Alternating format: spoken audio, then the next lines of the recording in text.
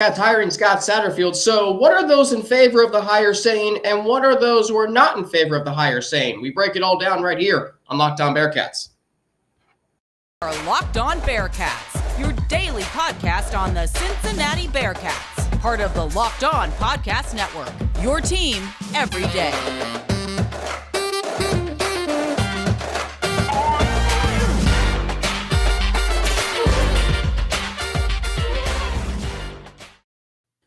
Hey, welcome on in. This is our first live room, Locked On Bearcats. My name's Alex Frank Russ Heltman, my colleague at All Bearcats and Sports Illustrated, joining me today here on Locked On Bearcats. We're free and available everywhere you get your podcasts and on YouTube. Subscribe to our Locked On Bearcats YouTube channel. Follow it too to get an alert every time we drop a new episode. Today's episode of Locked On Bearcats is brought to you by BetOnline. BetOnline has you covered this season with more props, odds, and lines than ever before. BetOnline, where the game starts.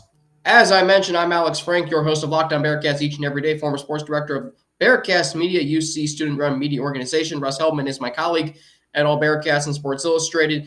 He joins me most weeks throughout the season to talk about the latest surrounding the Bearcats football program, the Bearcats men's basketball program. And, of course, in a week like this, when you have a new head coach being hired, you've got players entering the transfer portal, you got players decommitting, reopening their recruitments. There's a lot happening, right now. Russ,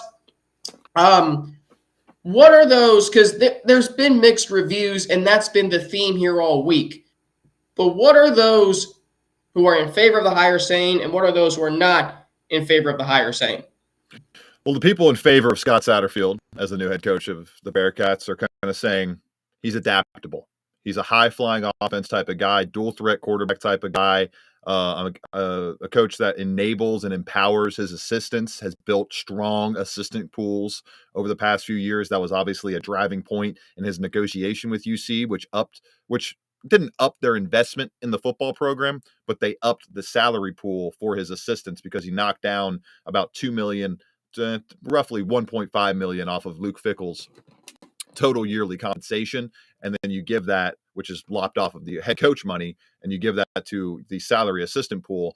That's going to allow you to go after some of the biggest assistants in the country. And I believe they're now top 10 nationally in overall investment in total salary towards assistants, which is a really, really big thing and something that probably played a factor in guys like Brian Brown coming over as the new DC, reported by Bruce Feldman, and Bruce also reporting that quarterbacks coach Pete Thomas will join the program in some capacity, not necessarily defining the quarterback coach role, but we'll see how that plays out over the next week.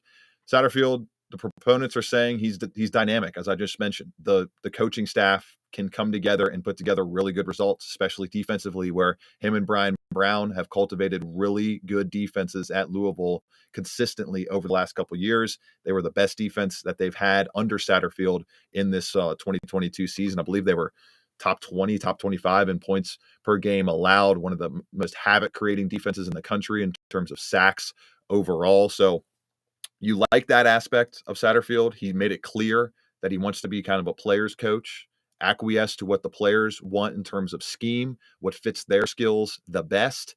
And obviously, he is all in on NIL and all in on the transfer portal. He is not going to push back against any of that. That was a huge factor in John Cunningham's attributes that he wanted in the next head coach. And I believe with the Cincy Reigns collective, with the coaching staff he's going to put together, the mixture of those two things is going to really help this program in the transfer portal and on the NIL front over the coming years once they get that Reigns collective really fleshed out. And then the naysayers are kind of looking at his record. They're looking at the results over the past few years. The touching the toes into the South Carolina water in 2020 and then backing all the way out. The comments like he's famously said, the best part about Louisville is that it's 15 minutes from an airport. Like there's stuff like this where he kind of gets the scarlet letter of classic college football coach, classic guy just trying to use programs as a stepping stone to the next job. But my whole view on that mantra and that ethos is, yeah, that's what this sport is all about. Every school in the country is a stepping stone school unless you're Alabama or Ohio State. Look at Oklahoma. Last year, they lose Lincoln Riley. They got to scramble to hire Brent Venables. And then Notre Dame, same thing. They lose Brian Kelly. and they got to go hire Marcus Freeman. You should value and I think want your school to be a stepping stone school, because that means you're having a lot of success for that coach to be able to step to the next level. And going into the Big 12, the amount of investment in total dollars for his salary, for his coaching staff, for the $100 million athletic facility going in here, there aren't many bigger stones to step to than UC over the next couple years. And if he does end up stepping away from UC because of a bigger job, then it's going to mean he had great results in Clifton. It's a program that has been to 13 bowl games in the last 16 years. It's a program that is only a year removed from a college football playoff berth in 2021. So there's a lot of perks to this program. Now, are you saying, because I said this last week, is there really a such thing as a destination program in college football, Russ? Because if there was, I don't think Brian Kelly would have left Notre Dame for LSU or Lincoln Riley would have left Oklahoma for USC. Is that what you're saying? Right. It's about how much are you going to pay me and how quickly can I win at your school? That's what these coaches care about. It's not about the tradition. It's not about the recruiting rankings last year. It's about, am I in a position to win at the highest level while making a ton of money doing it? And that's all you have to be able to offer as one of these schools. And I think UC is offering that at a time for Satterfield where he's not getting paid as much as Luke Fickell. I think he realized that he would have been on the hot seat. It would have been very difficult for him to get another contract at Louisville, given all of the dark clouds and everything, all of the junk that's gone on at that athletic in that athletics office over the past 3 to 4 years. Clean the slate, go up the road on I-71 to Cincinnati in a little bit of a better situation, in a much I'm not going to say much more stable, because I don't know all the details on the Louisville athletic department, but a very stable UC athletic department headed up by a strong AD in John Cunningham. It just made way more sense for Scott Satterfield to jump at this opportunity that he described on Monday as coming together very, very quickly. Yeah, and I think it's great, too, that you didn't have to go very far to get your next head coach. Get someone close to Cincinnati. Get someone close to the area. I said on the podcast earlier this week, Russ, you remember who's from Louisville? Desmond Ridder. So you bring up Satterfield, who's close to Cincinnati. He mentioned on Monday how excited he is to get to know the city of Cincinnati, the restaurants, the nightlife, everything about the city. And I think what you're also going to see is his recruiting. He doesn't have a lot of experience recruiting this particular area that Fickell did, but he has experience recruiting other areas that could be very, very vital to a Bearcats program that I think, and I want to know if you agree with me on this, do you think they need to expand their recruiting outreach to other areas of the country like Georgia, like Texas, like California, to where, because going into a bigger conference, going into a conference that stretches from West Virginia to Utah, and now that you are a program that is known around the country more so than it was 6 years ago, you're going to have to find a way to get those athletes to compete at the highest level, right? Right. And I think that's why you bring in a guy like Pete Thomas, who I think I mentioned on the staff hirings that the Athletics' Bruce Feldman reported earlier this week. Yeah, you did. Don't know exactly what role Thomas is going to be in, obviously, but he's the main recruit on all of those California guys that ended up going to Louisville currently going to Louisville. They're committed to Louisville in this class right now. The Cardinals, one of the best recruiting classes in the country. And guess how many players are from Kentucky in that recruiting class? How many members of recruiting are from Kentucky? In the Louisville class current, guess how many? I'll say 6. That would be a 0. There is not a single Kentucky native in the entire Louisville 2023. I was going to go low. I didn't think it was going to be any. None. And that's, I think, where the marrying of two great worlds can come together here. You bring in the right mixture of staff, the right mixture of his very notable, and he made a point to note 7 recruiting staffers that he has at Louisville. He said he started there with 1. They built it up to 7. He cares about this recruiting. He knows that stars matter, talent matters, and the amount of talent, the level of talent you bring in is really what defines you as a coach. So the fact that he could marry that national recruiting footprint at Louisville with the local recruiting footprint at UC if he's able to retain Mr. Cincinnati, Kerry Coombs.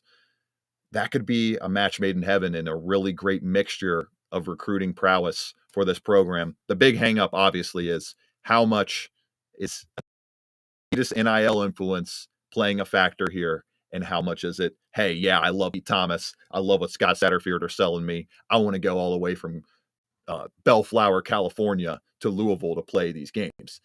We're going to probably lean more to the money talking than the coaches talking, because that's typically how these things work. But like I said, the NIL initiative, Cincy Reigns, all the Bearcats fans listening to this right now, flock to Cincy Reigns, give to Cincy Reigns, build that up to be the powerhouse that it could be in the NIL space, headed up by I think it's Brian Fox, law graduate from University of Cincinnati.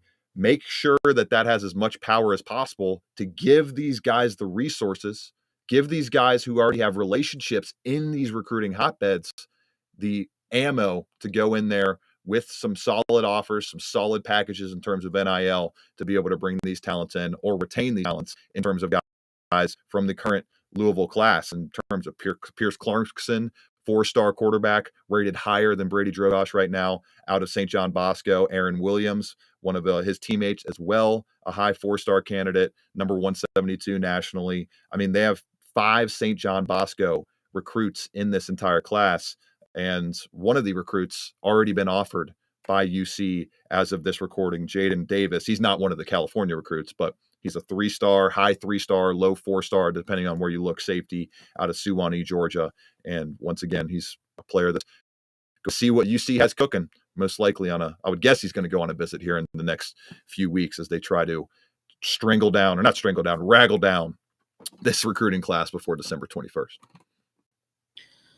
A lot happening right now, and I feel like, timing is everything. And John Cunningham alluded to this on Monday. He said the search would take about a week, and it did. Luke Fickell left on a Sunday. The deal came together with Satterfield on Sunday night. So, I mean, you got what?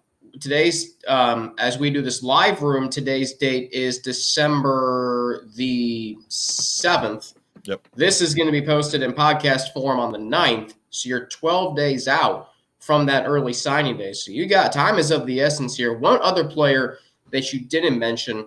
An event this weekend, real quick, Alex, that I would definitely be wanting to get recruits in to see in terms of the Crosstown Shootout at Third Arena. Yes. See how much movement there is on that over the next. No question about that. And another player you mentioned in something you wrote on All Bearcats, you didn't mention him here, is 3-star safety Jaden Davis out of Collins Hill, Georgia. And that's so I just noted him at the end of the last. You noted him, okay? Okay? So, there's a lot that's going to happen, right, in terms of recruiting, the early signing period, and the transfer portal.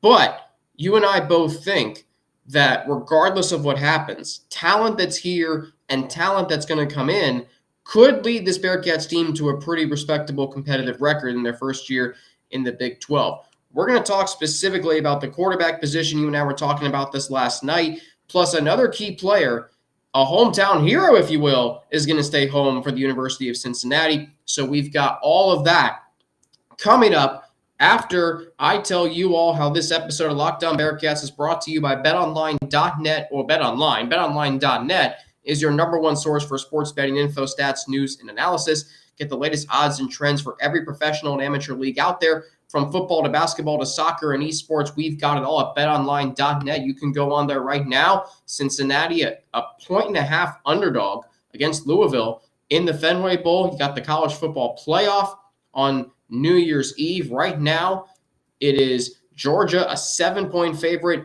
over Ohio State, and Michigan, a 7.5-point favorite over TCU. You can head to betonline.net and check out all the odds there. And if you love sports podcasts, you can find those at BetOnline as well. We're always the fastest and easiest way to get your betting fix. Head to the website today or use your mobile device to learn more. BetOnline, where the game starts.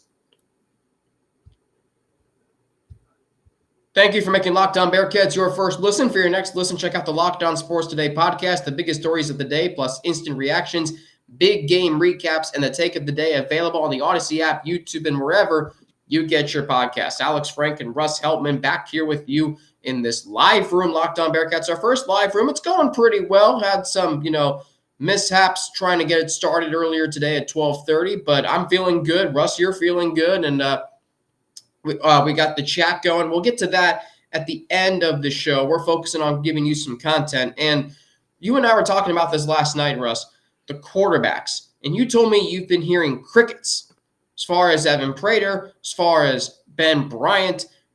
If either one of those guys, they're going to stay, if both of them are going to stay, and then you've got Pierce Clarkson down in Louisville. If he transfers to Cincinnati, what does that do? But one other player who's staying with the Bearcats, Russ, has already decided he's going to stay.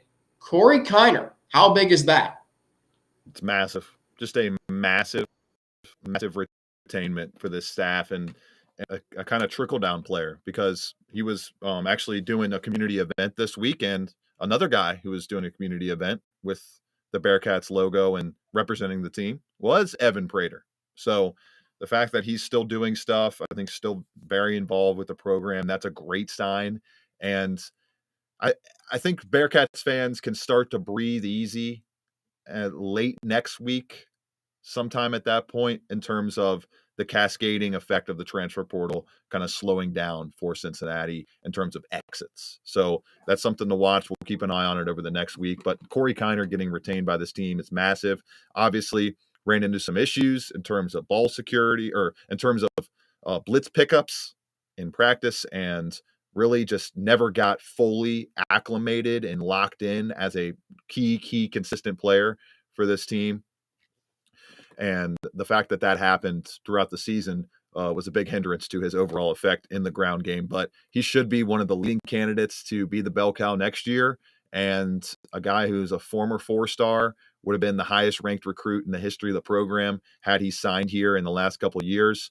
That's a huge retainment. And it's kind of the great to see hometown hero vibe we're getting out of Dante Corleone, Corey Kiner, possibly Evan Prater. No formal announcement from him, but maybe he feels like he doesn't need to make an announcement. Why would he make an announcement? He already committed, already signed his national letter of intent, and already stuck through multiple seasons in this program not being the main guy. He probably has a chip on his shoulder and is ready to show this staff that he can be the main guy and be good to go, and start doing that, of course, with his first audition in the bowl game over in Boston against Louisville in just a little over a week's time. So the fact that these local Cincinnati guys are staying committed to the program, I think speaks a lot to the power of UC as a school, and in particularly, more personally, Kerry Coombs and what he's done solidifying and quelling all of the fear in this program as the interim head coach over the last week. And no firm announcement yet that he is being retained on the staff, but Satterfield did say, I believe to Chad Brindle of Bearcat Journal, that he wants to retain Kerry Coombs. He respects a lot of what he's doing, has given him full reign to control the team, run game planning, run practices, and run the bowl game festivities over the next couple of weeks, as he smartly focuses solely on retaining players, adding in the transfer portal, retaining recruits, adding recruits from Louisville's class, and of course, the most important thing you can do in the sport of football, put together the best staff possible with your dollar amount. I saw that tweet from Chad Brendel. Kerry Combs, Satterfield does want to retain him on staff, which I think would be massive, because if there's anybody, Russ, who knows Cincinnati football recruiting, it's Kerry Combs, and what an asset he can be. And I think if he's going to, lead the Bearcats program at a time of transition, which is something this program really hasn't experienced over the last 6 years. And if you think about it, 6 years in college football seems like a long time. It's almost double the average amount of time a coach stays in school. So, I mean, Luke Fickell, I've said it, stayed 3 more years than he had to stay. So you got the right man leading the program right now, someone with high energy, someone with as much connection to Cincinnati football as anybody in the city of Cincinnati. So keeping him on staff would be paramount. Are you hearing anything else about Gino Guidugli or any other coaches who are currently still on staff from the Fickell regime? Have you heard anything about them and what they're going to do and what Satterfield wants to do? Particularly Gino, offensive coordinator. Does he want to stay? Does Satterfield want to retain him? What are you hearing there? So Gino Guidugli is apparently a top candidate, according to John Bryce of Football Scoop, for the Western Michigan job. Their open position right now. I believe they got rid of Tim Lester mid-season. And he, of course, I believe he came from Western Michigan. I'm pretty sure. I don't have it right in front of I don't have the resume right in front of me right now, but I'm pretty sure he came over from Western Michigan to take the quarterback's coach role at UC, and then obviously still went on to become the offensive coordinator and all that stuff with the success of the Bearcats over the past few years. I would be kind of surprised if Gino Guidugli is a coach on this staff next season. I would be surprised. I think it's either going to be Western Michigan. I think he wants to elevate. I don't know that he wants to stay here and kind of be a holdover from the prior regime. And according to John Bryce, as I said, a Western Michigan head coaching candidate, one of the finalists there. And he is a top candidate for Luke Fickell, who has not yet named an offensive coordinator and is still putting together his staff. So I would be shocked if he is still at UC going into next season. All right, so we've got a little bit of breaking news here, and we can do breaking news because this is a live room in addition to a podcast, Russ, according to Chad Brendel, Bearcat Journal, good friend of ours. He cites 24/7 Sports Portal, hearing Cincinnati wide receiver Nick Mardner has entered the transfer portal. So that is in addition to Jaden Thompson, who entered the transfer portal yesterday. So the wide receiving core getting a little thinner as these days go on, as with the portal now open, the early signing day period coming, you really are starting to wonder what this Bearcats team is going to look like next season. Have you heard anything about Tyler Scott, last year's leading receiver for the Bearcats? Does he intend to stay through the head coaching change? Have not heard on Tyler Scott. Have kind of gotten crickets. We have crickets from that front. No clear intention that he's going to enter the portal. Also, another addition on top of Nick Mardner, Noah Potter, backup defensive end, who transferred from Ohio State to UC last year, will be entering the transfer portal this year. Yeah. By the way, we're getting more and more people into this live room, so this is really good. This is our first live room that we've done. I did 2 over YouTube last week, but this is my first time doing it through Restream. So really, really encouraging to see all of you join. We're going to get to your questions and comments at the end of the show. Of course, this will be posted in podcast form for Friday. It was kind of weird, Russ, not having you on last week. I had you on every week during football season, every week during fall camp. By the way, Louisville had 2 wide receivers get drafted into the NFL in 2021 under Scott Satterfield, Tutu Atwell, who's with the Rams, and then Dez Fitzpatrick, who really didn't have some great things to say about Scott Satterfield on Twitter earlier this week. And Russ, I'm sure you saw that from Dez Fitzpatrick. Didn't really have great things to say about Scott Satterfield. He mentioned when he was I'm not going to say anything I don't know, actually, but I'm just going to say that he didn't really have the best to say about him. But hopefully, again, that's just part of the mixed reviews because there are still some positives in there, Russ. Yeah, there has I'm pausing and I'm at a loss for words here because it's tough for me to try to gauge how much of that is, the coach left right abruptly before the bowl game, yada, yada, yada. We've been down through this path time and time again in college sports. It's not these coaches' fault that there is no set day, especially same thing in the NFL. There is no set date where you are lifted from your responsibilities as a coach. You don't have to recruit anymore. You don't have to talk to any players anymore. You can make your decision on this date that you want to leave or stay with your program. And then you get a 3-day, 4-day, 5-day buffer window in the calendar. You get to go around and you hire all your different assistants, get your pool together, and then go apply for jobs. That's just not how it works. And Satterfield kind of went into that and broke that down in his press conference. You can find the whole thing at allbearcats.com. I believe it's part 3 or 4 that he says that. So the fact that it's just horrible timing. It's never good timing, especially with these transfer windows now being so short and the national signing days getting more and more rampant. It's hard. It's hard to keep everybody happy. And so for me, I think it would be unfair to label that as a negative to Scott Satterfield, but it would also be unfair to the people with gripes to not bring that to the forefront. I saw Malik Cunningham's dad had a big issue with Scott Satterfield as well on Twitter.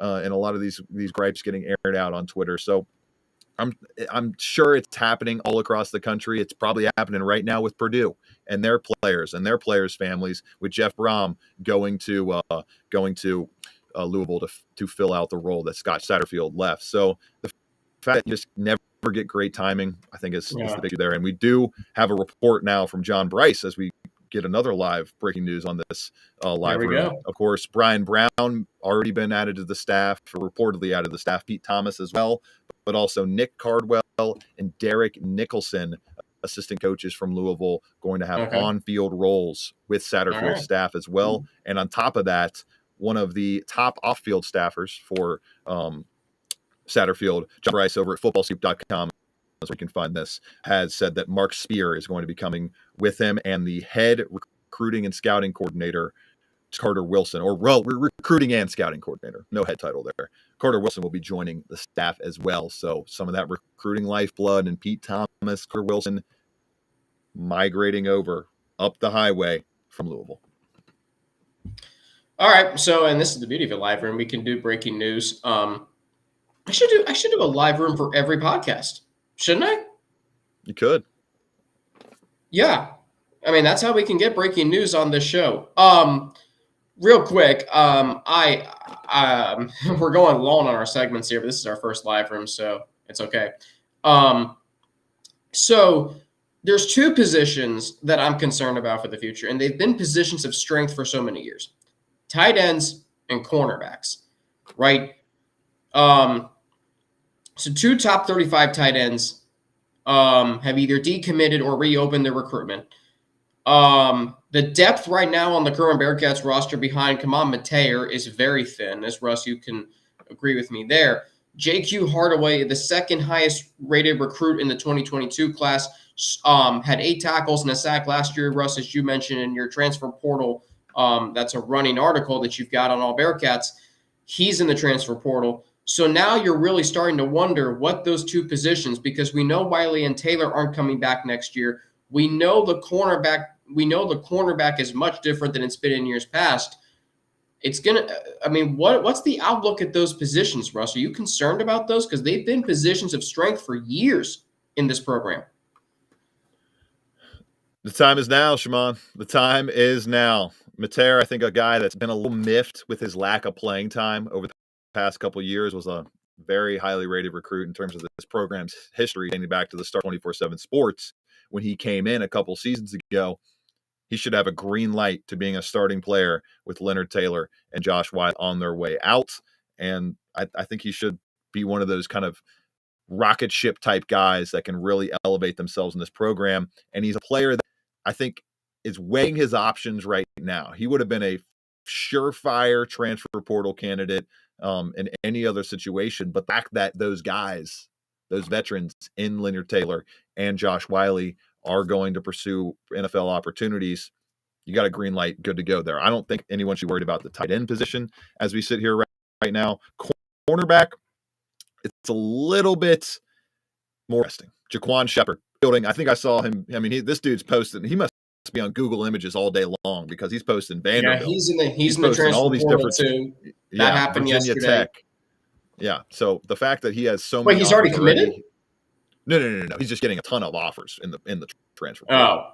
Oh, okay. Yeah. The fact that he's in the portal, Arquan Bush out of eligibility, essentially, you have really thin depth there. Is Taj Ward? I'm not quite sure about his eligibility. A redshirt senior, does he have that extra COVID year that he can come back with? You are very light at the cornerback position, and I think you got to be more worried about that spot than tight end.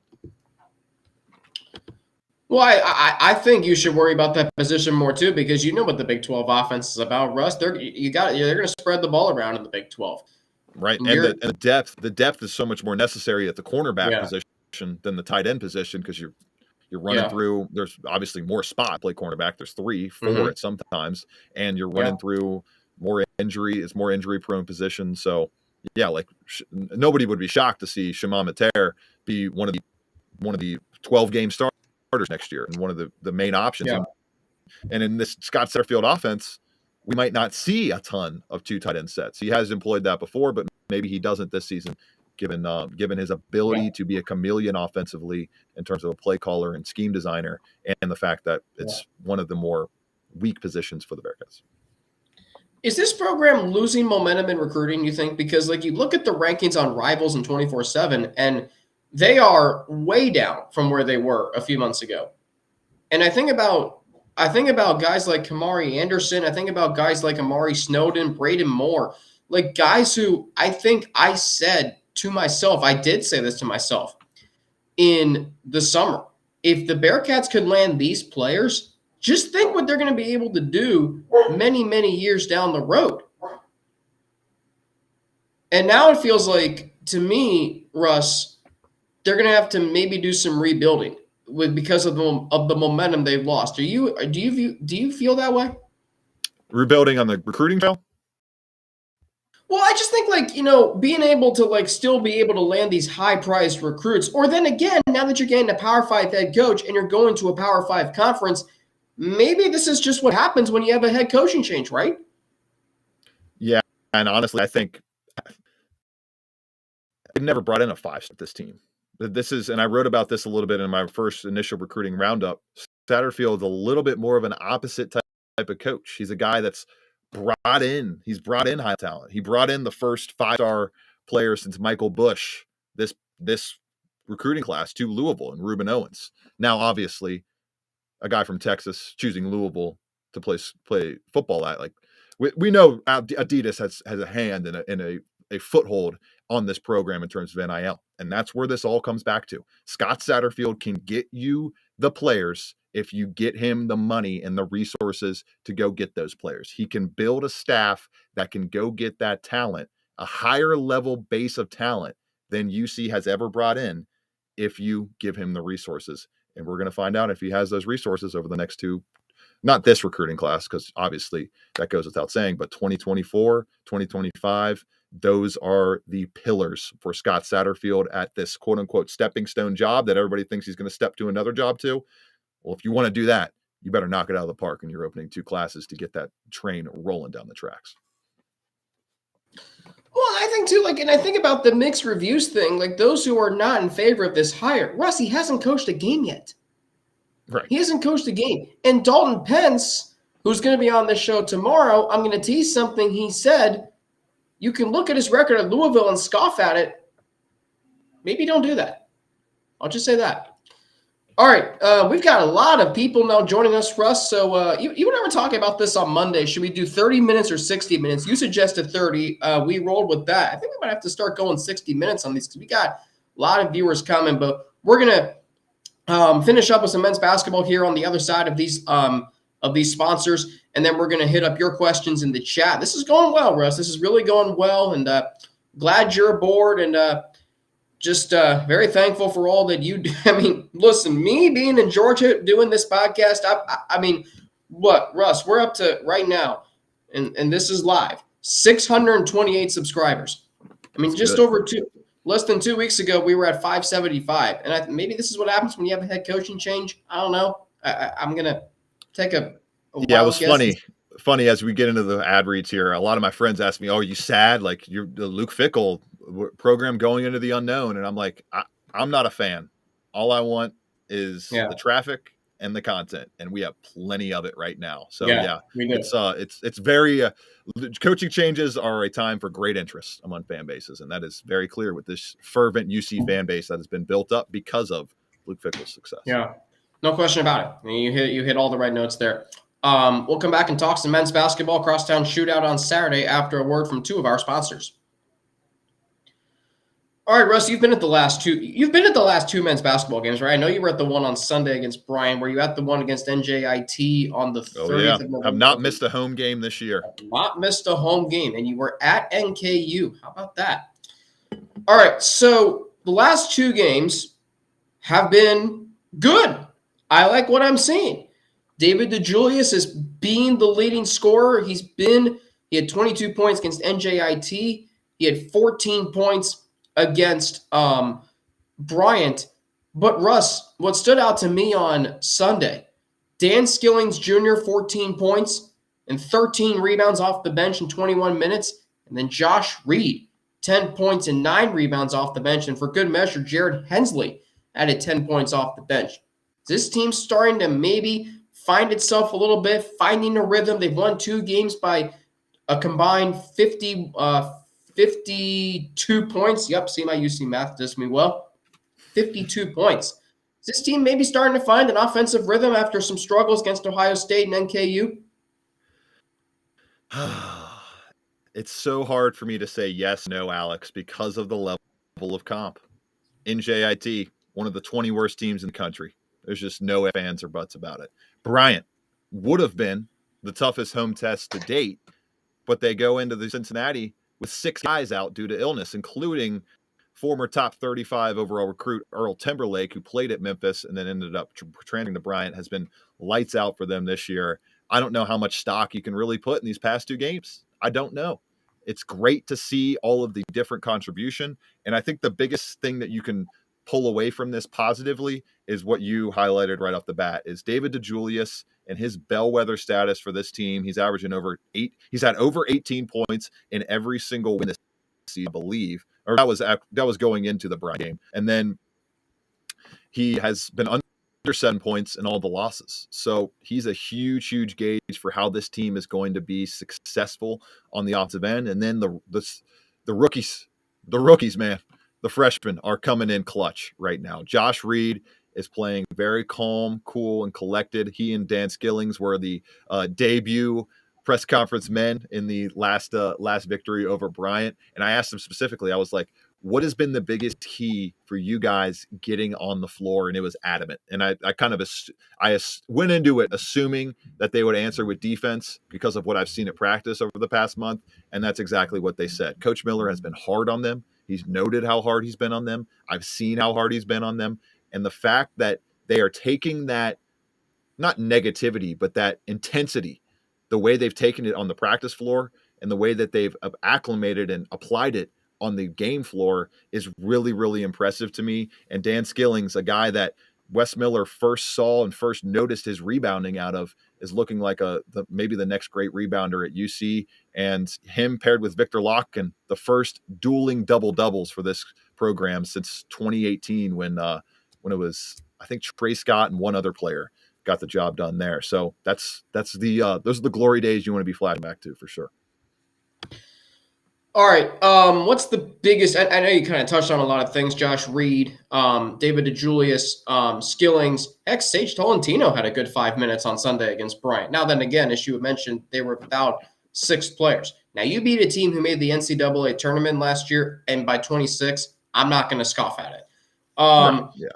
But let me ask you this: what's the biggest improvement you've seen over the last 2 games from this team?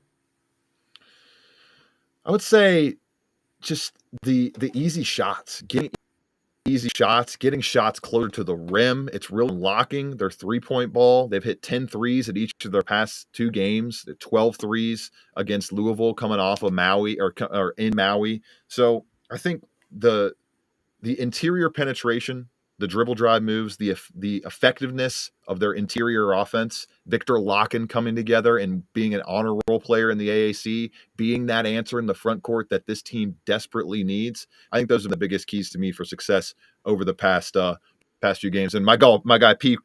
Crawley 513 right on it. Trey Scott and Nasir Brook were the last dueling double-double outing for the UC Bearcats. So I think Victor Locken and what he gives you unlocking the interior of that offense has really opened up the jump shooting for a team in Cincinnati that still isn't getting to the free throw line, I would say, enough to make you breathe a sigh of relief as a Bearcats fan. Last time I checked, they were in the bottom 60s nationally in total 3-point field and free throw attempt rate per 100 possessions. So you want that to get up a little bit, especially for a guy like David DeJulius, give him a little bit more of an easier shot diet. But Landers Nolly, David DeJulius, Jeremiah Davenport, who had a great first half, completely cooled off in the second half against Bryant.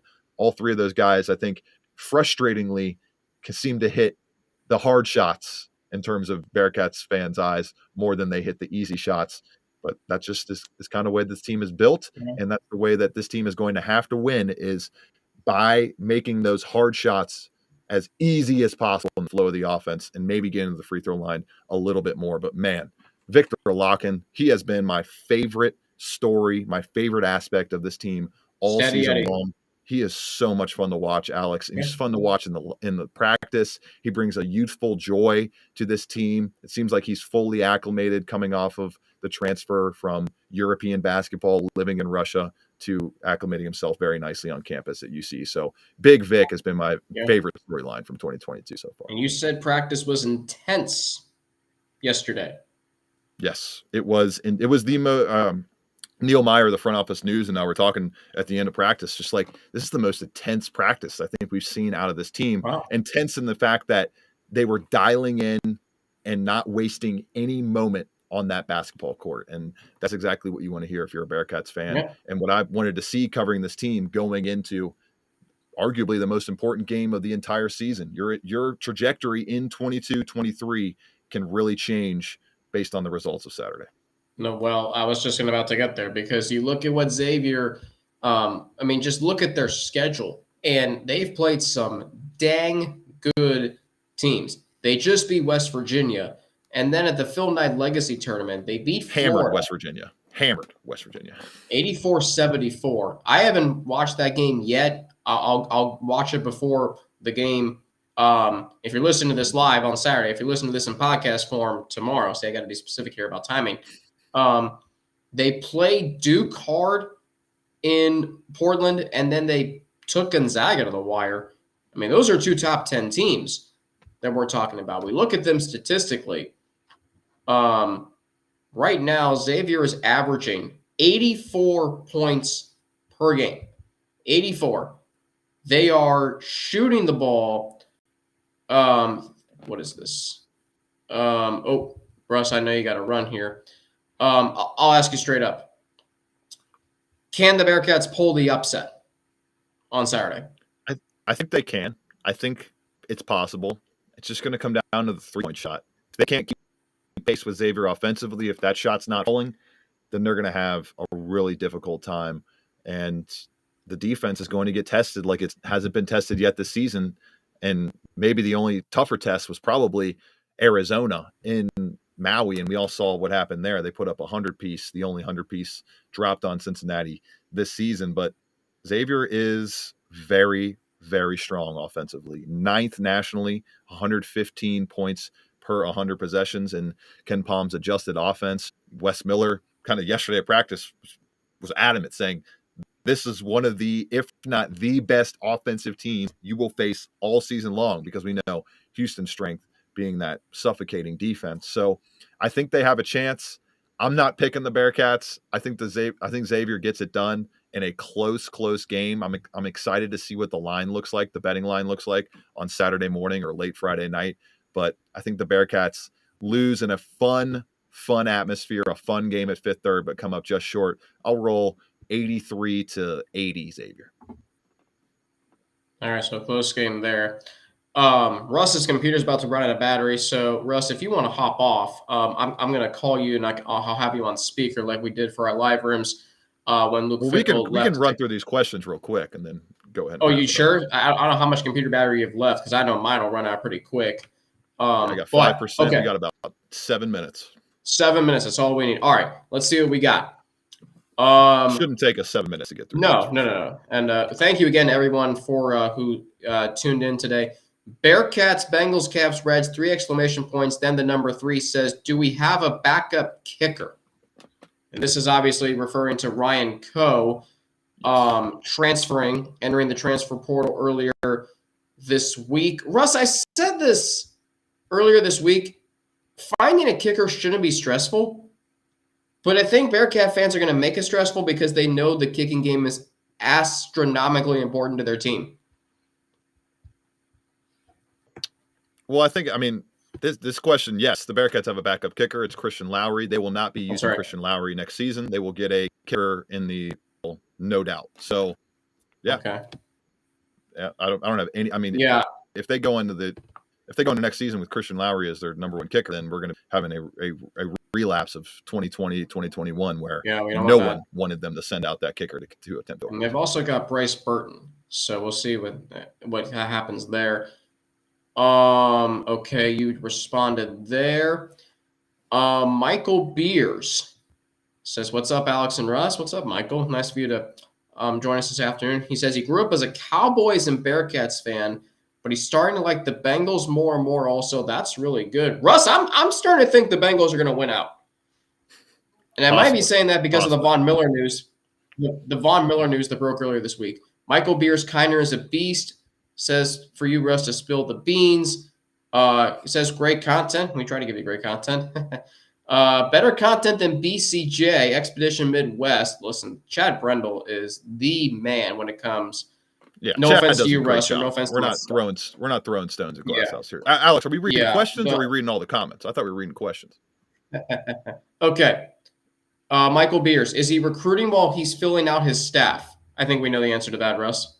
Yes, always recruiting. You're not a college coach if you're not recruiting, essentially. Okay. P. Crawley 513. Don't want to dwell on this, but is it true that John Cunningham, director of athletics, didn't contact Coach Prime? I noticed that part in one of Russ's articles was redacted. Russ, what is the truth behind that? We do not have a confirmation if he ever offered the job, ever had any contact with Deion Sanders. There's been no reporting on that. So as of now, we will go into the ether thinking that there was never any contact unless it is reported. But as of today, there has been no reporting of any contact as the UC and CU contingents go their separate ways. All right, this is the last question. Expedition Midwest. I only have a lot of questions, but Expedition Midwest apparently is a big fan of us, so thank you to him. He asked, do you think Fifth Third is full of Xavier fans on Saturday? I'm going to answer that question and say no. Because my experience going to the Crosstown Shootout, and I've only been to a full capacity game at Fifth Third Arena for the shootout once, I don't think there is a smattering of X fans, and they sit in like a corner. So to answer your question, I don't think there will be. Russ, what say you? No, I expect this to be the rowdiest, most fervent UC crowd that I've covered in my time here at Old Bearcats, and I would be shocked if there's a large contingent of Xavier fans at that game. And funny enough, the last time UC beat Xavier at home and the last time they beat them overall was the last time they had a full capacity crowd at Fifth Third Arena back in the 2018-19 season. I was at that game. That was a very good UC team. One of my favorite UC teams because that team really overachieved after losing Gary Clark, Jacob Evans, and Kyle Washington. Fun team to watch. This has been fun. Almost 60 minutes in. Russ, I know you got to run. Thank you as always for bearing with me through our mishaps earlier. But, hey, this was a great first live room. We're going to do this again. We'll do. You know what, Russ? I think you and I are going to have to start to move this to Friday.